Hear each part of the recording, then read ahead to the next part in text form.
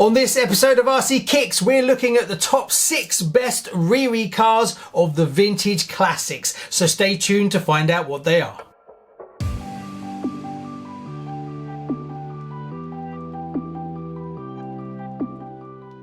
Hi and welcome to RC Kicks. On today's show, well, we're looking at re-release cars. 6 of them, in fact, my favourite top 6. It was supposed to be top 5, but somehow ended up with 6, so we're going with it. Also, comment below, what's your favourite re-release car? Right, let's kick off with my number 6. So in number 6, well, it's not going to be a surprise, is it? It's the 2011 Avante. That's kit 58489. Now, obviously everybody knows the Avante. It's the flagship car from Tamiya. Now, this is the reproduction in 2011 of the 1988 original, which I happen to have up here.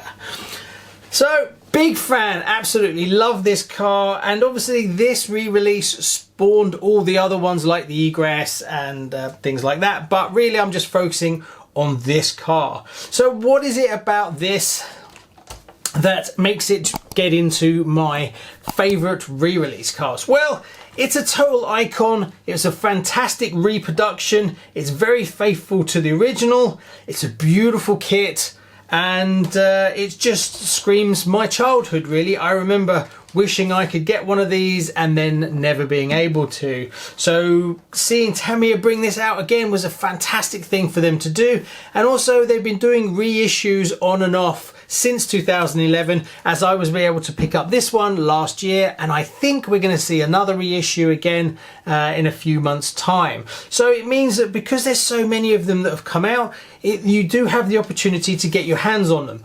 But they have got really expensive.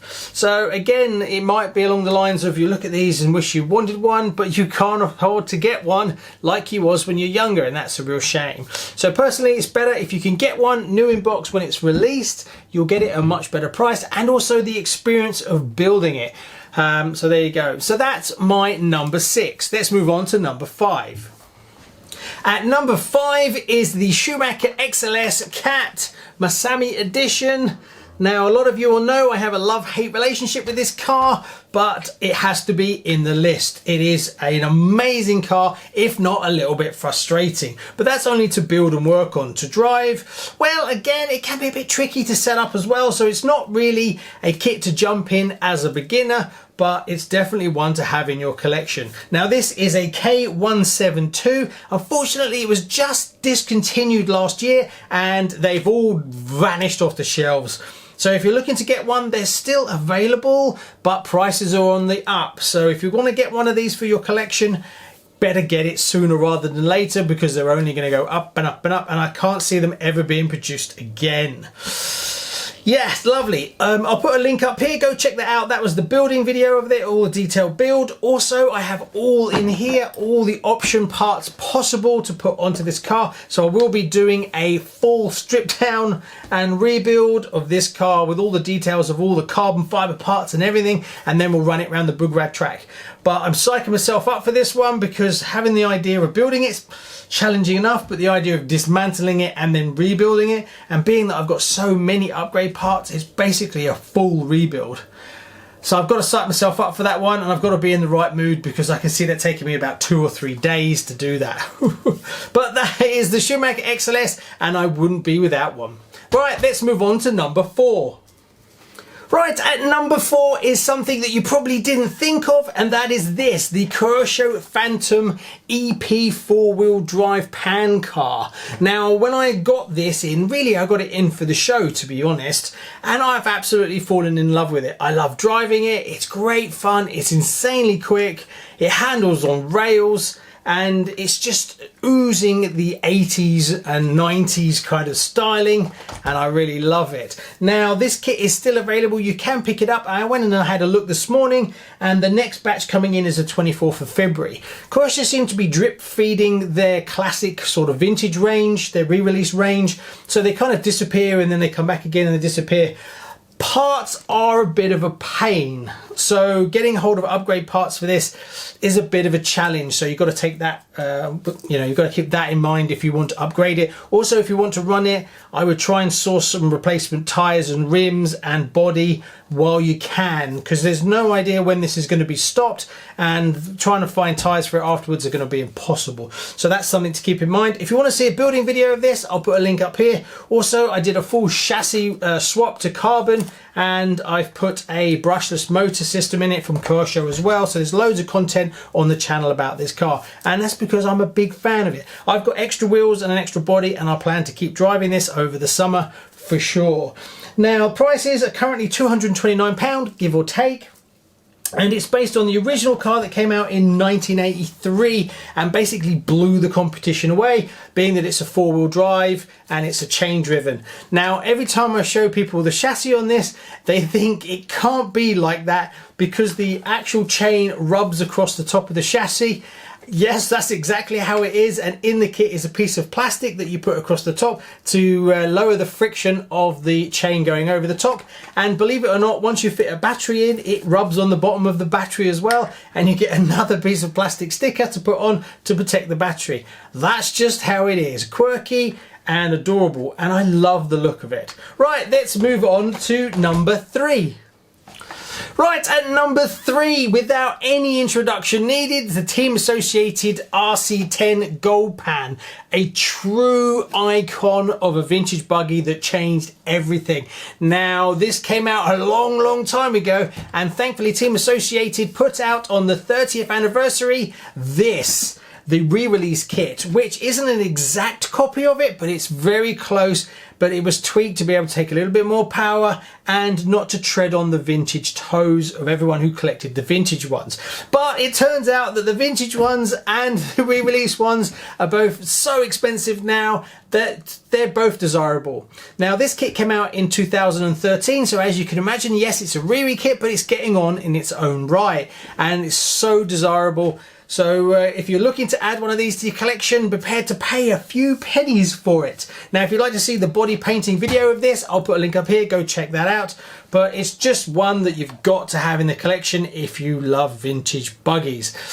Oh, and it looks so good in its box art colours. And at number 2, well, it had to be on the list, didn't it? And that is the re-release from Tamiya that we haven't even got yet. That's the Top Force Evo. Obviously, this is an original one, but soon, later this year, we will be getting a re-release. Now, this was released on the 16th of June, 1992 and ran to 1997, and then we haven't seen it since. Now, I didn't think Tamiya were going to ever bring out this buggy, being that they brought the Top Force out, and then they brought out the high caps for it, and then you could get the carbon chassis, means you could kind of turn your Top Force into a Top Force Evo. But thankfully, that's exactly what they've done. Now, it's due in May this year under kit 47470. The original kit was 58107. Sorry, my memory's not as good as it once was.